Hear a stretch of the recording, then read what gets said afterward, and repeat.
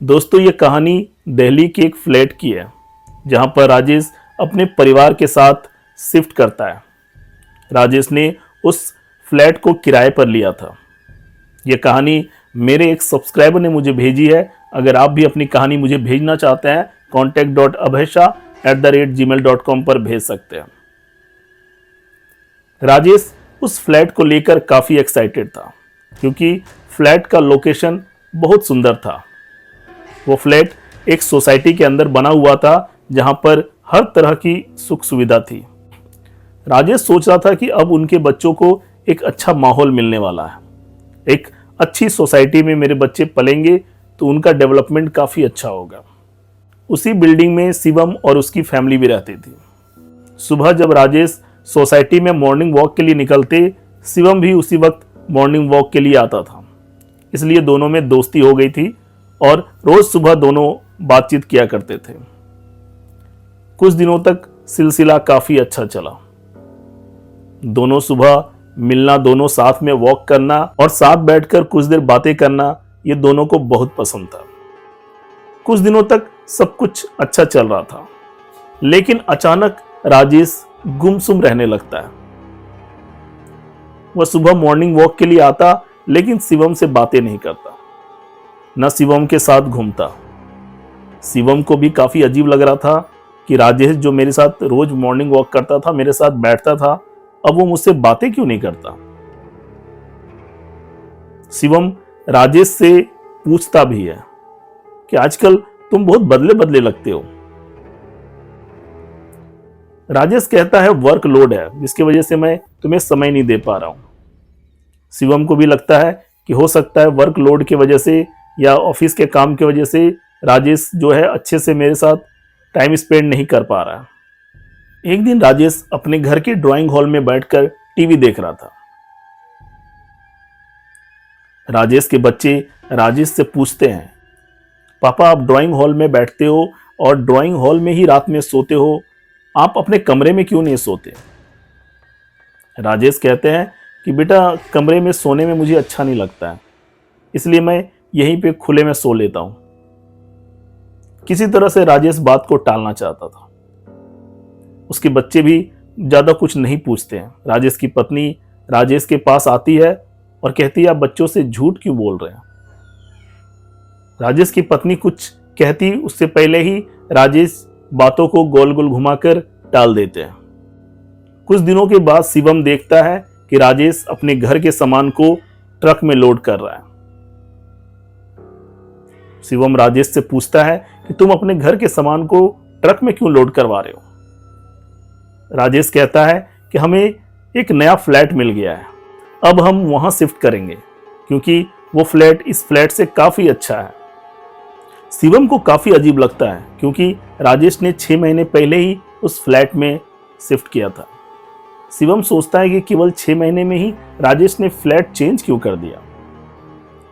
उसके बाद लैंडलॉर्ड उस घर को नए लोगों को दे देता है। एक नई फैमिली उस फ्लैट में शिफ्ट करती है, लेकिन वो फैमिली भी 2 हफ्ते में फ्लैट को छोड़कर भाग जाती है। उसके बाद लैंडलॉर्ड फिर से एक नई फैमिली को उस फ्लैट को देता है, लेकिन वो भी 1 महीने रहने के बाद उस फ्लैट को छोड़कर चले जाते हैं। शिवम ये सब कुछ देख रहा था। शिवम देख रहा था कि उस फ्लैट में लोग रहने के लिए आते थे, लेकिन वहां पर ज्यादा दिन तक रह नहीं पाते थे। उसके बाद एक दिन 4 लड़के फ्लैट खोजते खोजते उसी अपार्टमेंट के पास आते हैं। उनको वॉचमैन से खबर मिलती है कि इस अपार्टमेंट में एक फ्लैट खाली है। वो लैंडलॉर्ड का मोबाइल नंबर लेते हैं और उनसे बात करते हैं कि हम आपके फ्लैट को लेना चाहते हैं। पहले तो लैंडलॉर्ड थोड़ा हिचकिचाते हैं क्योंकि हमेशा उन्होंने अपने फ्लैट को किसी फैमिली को दिया था। बैचलर्स को उन्होंने कभी रेंट पे नहीं दिया था, लेकिन क्योंकि वहां पर लोग रह नहीं पा रहे थे और कोई 1 महीने में, कोई 1 हफ्ते में फ्लैट को छोड़कर चला जा रहा था, इसलिए लैंडलॉर्ड सोचते हैं कि क्यों ना इन 4 लड़कों को मैं फ्लैट रेंट पे दे दूं। हो सकता है ये काफी समय तक वहां पे टिक जाए। क्योंकि ये बैचलर्स हैं, इसलिए मैं इनसे पूरे साल भर का एडवांस ले लूंगा। साल भर ये फ्लैट को छोड़कर कहीं जा नहीं पाएंगे।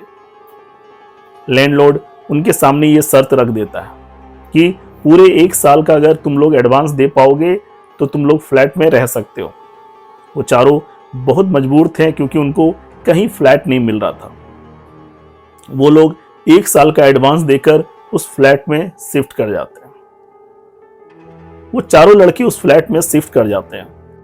चारों रात में फ्लैट में अपने अपने कमरे में सो जाते हैं। वो 3 BHK फ्लैट था। 4 लड़कों में एक लड़के का नाम अमर था। अमर एक रूम में शिफ्ट करता है और बाकी के लड़के बाकी के रूम्स में शिफ्ट कर जाते हैं। रात के 12 बजे अमर को एक बच्ची के रोने की आवाज सुनाई देती है। पहले तो अमर इग्नोर करता है। अमर को लगता है कि हो सकता है खिड़की के बाहर से आवाजें आ रही होंगी, लेकिन आवाजों का सिलसिला रात भर चलता रहता है। अचानक अमर की नींद टूटती है। अमर देखता है कि कमरे में कोई नहीं है, लेकिन ये आवाजें कहां से आ रही है। जब सुबह होती है, अमर अपने दोस्तों से पूछते हैं कि क्या तुम लोगों के रूम में रात में कोई रोने की आवाज आ रही थी। बाकी लोग कहते हैं नहीं, हमारे रूम में कोई आवाज नहीं आ रही थी।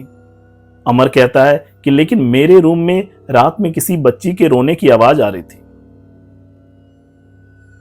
अमर के दोस्त कहते हैं कि हो सकता है तुम्हारा वहम हो, तुम्हें ऐसा लग रहा हो कि बच्चे की रोने की आवाज आ रही है, लेकिन यह सच ना हो। इसलिए चारों फैसला करते हैं कि आज रात हम लोग अमर के रूम में सोएंगे। चारों लोग एक ही रूम में सो जाते हैं, 2 बेड पर और 2 नीचे बिस्तर लगाकर। जैसे ही रात के 12 बजते हैं, बच्ची के रोने की आवाज आने लगती है। चारों की नींद अचानक टूटती है क्योंकि आवाज चारों को सुनाई दे रही थी और चारों डर से सहम जाते हैं। अमर कहता है, मैंने कहा था ना कि रात में यहाँ पे एक बच्ची की रोने की आवाज आती है। चारों उस रूम से बाहर आ जाते हैं और ड्राइंग हॉल में बैठ जाते हैं और कहते हैं इस फ्लैट में कोई ना कोई दिक्कत तो जरूर है।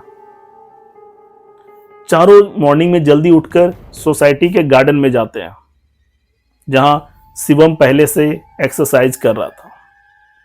शिवम उन चारों को देखते हैं। शिवम उन चारों से पूछते हैं, क्या आप ही लोगों ने 3rd फ्लोर के उस खाली फ्लैट में शिफ्ट किया है। वो चारों कहते हैं, हाँ, आपको कैसे पता। शिवम कहते हैं कि वहां पर कोई भी ज्यादा समय तक टिक नहीं पाता। शिवम की ये बात सुनकर वो चारों रात की हुई घटना शिवम को सुनाते हैं। फिर शिवम को समझ में आ जाता है कि क्यों लोग इतनी जल्दी फ्लैट को खाली करके जा रहे थे। शिवम कहते हैं, ठीक है, आज रात मैं आपके फ्लैट पर आऊंगा और आपके साथ ही सोऊंगा। फिर रात में शिवम उन चारों के फ्लैट में आते हैं और उसी रूम में उन चारों के साथ सोते हैं। जैसे ही रात के 12 बजते हैं, बच्चे की रोने की आवाज आने लगती है। शिवम समझ जाते हैं कि यही बच्ची है जिसकी वजह से सभी लोग जो भी यहां इस फ्लैट में रहने आते हैं, इस फ्लैट को खाली करके जा रहे हैं। शिवम उस बच्ची से पूछने की कोशिश करते हैं कि तुम कौन हो। कोई जवाब नहीं आता है। बार बार पूछने पे वहां पे दीवार में लिखा हुआ आता है कि मैं इस रूम में किसी को रहने नहीं दूंगी।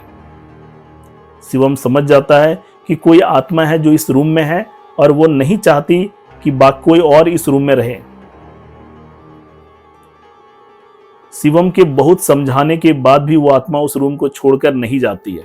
वो बार बार दीवार में लिखकर बता रही थी कि मैं इसी रूम में रहूंगी और तुम सारे इस रूम को छोड़कर चले जाओ।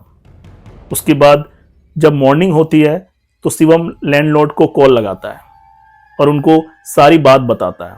फिर लैंडलॉर्ड बताते हैं कि बहुत समय पहले जब इस बिल्डिंग का निर्माण हो रहा था, तब यहां पर इसी फ्लैट के निर्माण के समय एक बच्ची दबकर मर गई थी, जिसके बाद से उसकी आत्मा इसी फ्लैट में घूम रही है।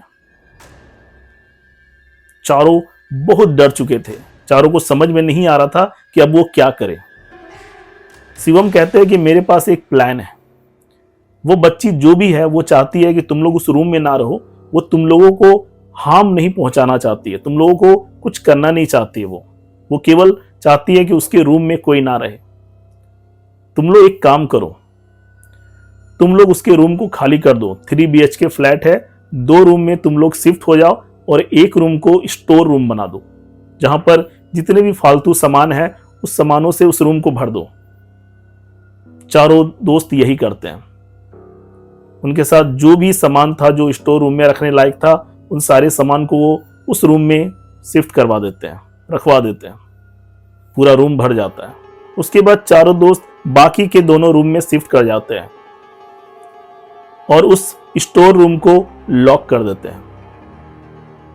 चारों किसी तरह से अपना 1 साल कंप्लीट करते हैं और उस फ्लैट को चेंज करके कहीं और चले जाते हैं। वो नहीं चाहते हैं कि भविष्य में उनके साथ कोई भी हादसा हो। तो दोस्तों, ये कहानी आपको कितनी इंटरेस्टिंग लगी एक कमेंट के माध्यम से जरूर बताएं। Thank you.